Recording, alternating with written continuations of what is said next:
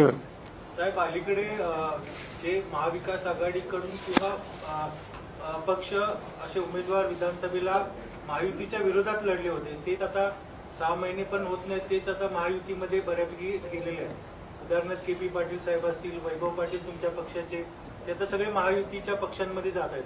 मग काय शिल्लक ठेवतायत की नाही महाविकास आघाडीला?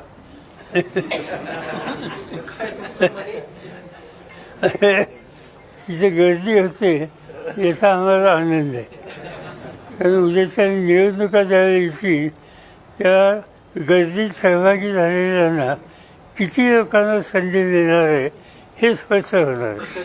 आणि या सगळे जे जात आहेत त्यांचा लौकिक जर बघितला तर तिथे गेल्यानंतर हे काही स्वस्त बसतं. त्यामुळे त्यांनी जावं, त्यांनी स्वस्त बसू नये, त्यांनी उत्तर शोधावं, तिथे वेळप्रसंगी बंद करावं आणि या सगळ्या गोष्टीचा लाभ कसा घ्यायचा हे आम्ही बसून ठरवू.